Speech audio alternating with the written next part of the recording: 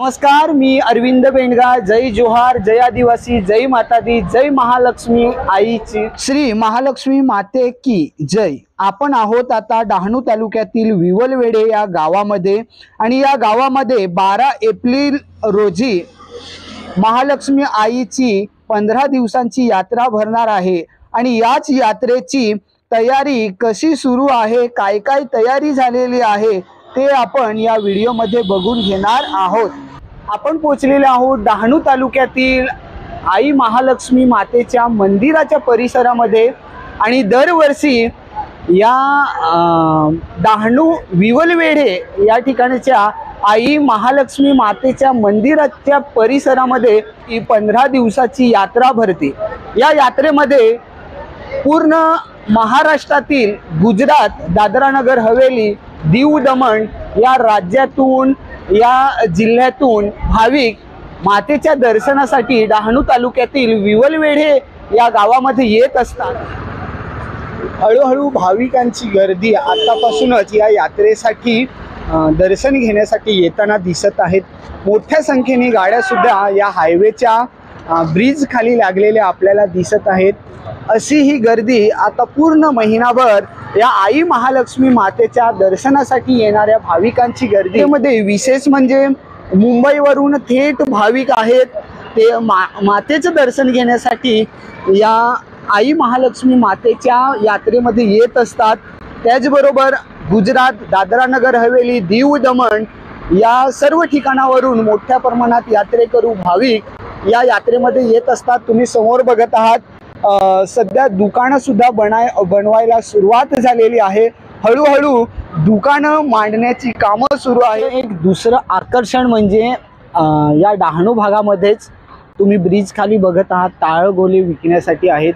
हे ताळगोळे फक्त या महालक्ष्मीच्या यात्रेमध्ये जास्त प्रमाणात मिळत असतात आणि हे खाण्यासाठी घेण्यासाठी मोठ्या प्रमाणात यात्रेकरू भाविक या महालक्ष्मीला येत असतात।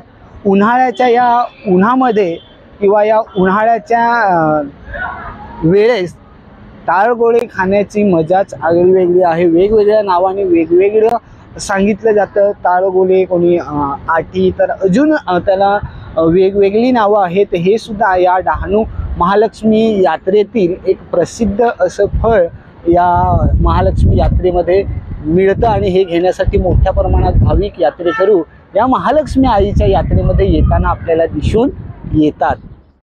या आई महालक्ष्मी यात्रेतील एक असं आकर्षण जे बघण्यासाठी आणि त्याच्यात बसण्यासाठी मोठ्या प्रमाणात यात्रेकरू भाविक आई महालक्ष्मीच्या या भरणाऱ्या यात्रेमध्ये येत असतात। ही यात्रा 12 एप्रिल पासून भरणार आहे।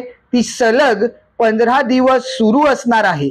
या 15 दिवसामध्ये या महालक्ष्मी आईच्या यात्रेमध्ये गाजावाजा असणार आहे। मोठ्या प्रमाणात गर्दी, लाखोंच्या संख्येमध्ये भाविक यात्रेकरू या आई महालक्ष्मीच्या यात्रेमध्ये येताना दरवर्षी दिसून येतात।